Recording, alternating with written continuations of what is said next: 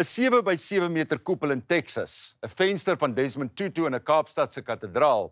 Hierdie is maar enkele van die ongelooflike loodglaswerke wat deur Annika van der Merwe se talentvolle hande geskep is. Ons het gaan kers opsteek. Reeds as jong dogtertjie word sy bekoor deur die krag van kreatiwiteit. Sy volg dit soos 'n vuurwolk en met harde werk en deursettingsvermoë kloof sy vir haar 'n lewe in kleur oop. Ek weet nie of so iets moontlik is nie, maar het jy 'n herinnering van jou kinderjare toe jy begin teken het of waar die liefde daarvoor begin het? Vanuit ek kan onthou het ek nog altyd geteken. Ek dink my eerste tekeninge wat ek kan onthou was ons het in hierdie flat gebly in 'n klein dorpie uit Naag waar ek groot geword het en my ma het my hierdie stel Disney boeke gekoop. Ja. Al die boeke het hierdie diere en hierdie prinsesse gehad. En ek was omtrent 4 jaar oud en ek kan onthou dat ek het papiere gehad en ek het aanhoudend net hierdie diere en hierdie prinsesse oor en oor geteken. Die prinses se kop op daai prinses se lyf gesit en ek dink ek het selfs diere se lywe gevat in prinsesse se kop. En ek dink dit is my eerste herinneringe as 'n kind. Op skool was dit almal altyd sport gedoen en ek is nie baie sportief nie. En ek het altyd op die baan gesit langs die netbalbaan en ek het die mense wat netbal gespeel het geteken. Regtig? Ja, ek het nie netbal gespeel nie, ek het hulle geteken. Sy swat by die destydse Universiteit van Port Elizabeth, wat deesdae as Nelson Mandela Universiteit bekend staan, en leer ook daarvan basiese loodglaswerk. So jy gaan in die dorpies in die Karoo en jy sien hierdie ou kerkies en jy sien hierdie loodglasvensters en ek het altyd as 'n kind gewonder waar kom hierdie vensters vandaan en ek het nog nooit iemand dit sien doen nie en as 'n kunstiger was ek altyd soos hoe het hulle dit geverf? So dit was vir my altyd fascinerend geweest en toe ek die loodglasklas ontdek het by die universiteit was ek absoluut verlief. Daarna vertrek sy na Londen om spesifiek meer oor loodglasverfwerk te leer.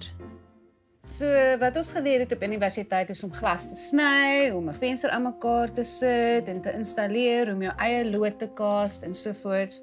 Maar hulle het ons nooit geleer om glas te verf nie.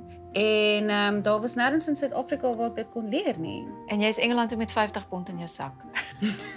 Dis baie braaf. Ek moes dit maak werk. Jou doelwit was om werk te kry by 'n studio waar jy kon leer glas verf. En hoe het jy dit toe gedoen? Hoe het jy dit reg gekry? So ek het op voet begin gaan na elke loodglas atelier wat ek kon vind op die Yellow Pages in Londen. En dit was baie stresvol want dit was omtrent 2 weke van nee, ons vat niemand aan nie of nee, dankie. Ek was op pad om op te gee en toe ek dink van my 28ste oproep kom. Toe antwoord 'n vroutjie, haar naam was Celeste, toe verduidelik ek is die loodglaskunstenaar van Suid-Afrika, ek het geswat, ek soek 'n werk. En sy sê soos, no way, ek het iemand nodig. En sy praat Afrikaans. En sy het ook loodglas geswat waar ek geswat het. En sy was in Londen en sy het haar studio begin en sy sê, weet jy wat, ek is nou net verwagtend en ek het iemand nodig. En ja, toe gaan werk ek vir Celeste en deur haar het sy my begin voorstel aan die ander studios in Londen en jy het totaal gesog geraak. Toe wil die mense hê jy moet by hulle gaan werk. Die tyd wat ek Londen verlaat het, 3 jaar later het ek vir 5 studios gewerk. Haar werkspermit in Londen verval en sy trek Kaap toe, vasbeslote om haar loodglaswerk op eie bodem voort te sit. Haar pad na boontoe is opdraande en vereis dat sy verlang verskeie werke gelyktydig moes doen om haar kunstenaarsloopbaan te ondersteun. Is daar van jou projekte wat jy tot dusver gedoen het wat vir jou uitstaan? Wat is vir jou die wowste goed wat jy al moes doen? Ek dink die grootste projek wat ek op hierdie stadium gedoen het was my koepel vir Austin, Texas. Ja. So 'n paar jaar terug het ek 'n oproep gekry of 'n e-mail gekry van 'n pastoor wat 'n brouery besit. Contradiction in Net terms. in Texas. Ja. En hy is nou besig om sy tweede brouery te bou en hy wil hierdie loodglas koepel hê bo oor die brouery, maar dis Texas. So ons praat nie van 1 of 2 meter nie, ons praat van 7 meter by 7 meter. Ja. Hy wou Openbaring 12 hê van die vrou en die 12-koppige rooi draak. Ja. En dis al wat hy vir my gegee het. Hy sê, wil jy dit doen? Is dit iets waarna jy belangstel? En ek was soos, Jy is so mal soos ek. Okay. Kom ons doen dit. En dit was sover my grootste projek. 2 jaar. En ons het 'n 7 by 7 meter koepel gebou en ons het alles in panele gemaak en opgeboks en oorgeskip Texas toe. En hoop dit kom heel uit. En gebid. Elke dag gebid. Dit kom uit. En die oomblik om terug te staan en te sien, hier's dit aan mekaar. Op jou rug te lê, ja. Hoe was dit?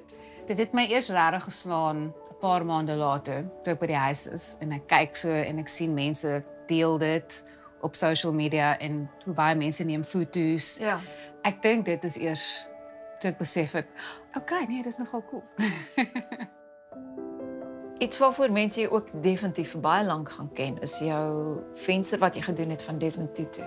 Wat absoluut wonderlik was vir my van die venster is die hoeveelheid navorsing wat ek moes doen en die elemente wat ek moes kies om saam met hom in hierdie venster in te sit. Ek het gewerk met Benny Gould, 'n fotograaf, en hy het vir my foto's gestuur van die Archbishop se hande. Ons het sy stoel ingebring, wat sy stoel was wat hy altyd gedra het. Die lelies wat sekere simbole was van wat hy was en van wie hy was. Ja. Maar my gunsteling is sy hande. Sy hande is amazing. Doen jy nog baie werk met kerke? Ja, veral die Anglikaanse kerke. Ja. Hulle was so verbaas dat daar iemand is in Suid-Afrika wat doen wat ek doen en gewoonlik sou die kerke hierdie vensters laat maak het oor see. Sure. Waar jy kan sien hoe loodglas is besig om in die meer moderne wêreld in te beweeg, is al die samewerkings wat ons doen met kunstenaars vandag. Ek het nou pas 'n samewerking gedoen met 'n Franse kunstenaar, en met ook local kunstenaars vir ons hulle paintings en hulle canvases wat en dit in loodglas verander. So nou en dan is iemand gelukkig genoeg om 'n internskap by jou te kry. Meer tradisionele mense wil dikwels kennis hou en dit is vir my so mooi om te kyk na 'n generasie van mense wat sê kennis is daar om gedeel te word. Ek stem absoluut saam. Toe ek op daai stadium van my lewe was daar niemand wat bereid was om te deel nie. En dit is vir my baie hartseer om te sien hoe baie van hierdie tegnieke net weggaan. Meesters is nie bereid om hulle tegnieke te deel nie en is alles baie geheim. So dit is vir my 'n baie conscious effort gewees om seker te maak ek sit wat ek leer en my eksperimente op social media vir enigiemand om te access wanneer hulle dit nodig het of te vat en iets anders te doen daarmee. Jy het begin om baie van jou werk in kerke te doen en nou is baie van jou werk in groot kerke en katedrale. Wat gaan deur jou kop en jou hart as jy voor so 'n venster of 'n installasie in 'n kerk staan wat jy geskep het? Dis absoluut oorweldigend. Ek kan nie glo dat my werk teen 200 jaar ouer werk staan nie en dat oor 500 jaar gaan my werk deel wees van daai 200 jaar ouer werk nie en oor 200 jaar gaan iemand my werk restoreer. Van 'n lewe in Londen tot Kaapstad, van swaar kry en drome najag tot aanhou probeer in dinge wat uitwerk. Annika van der Merwe se lewe is vol kleur wat beeldskoon na ons terugstraal deur glas.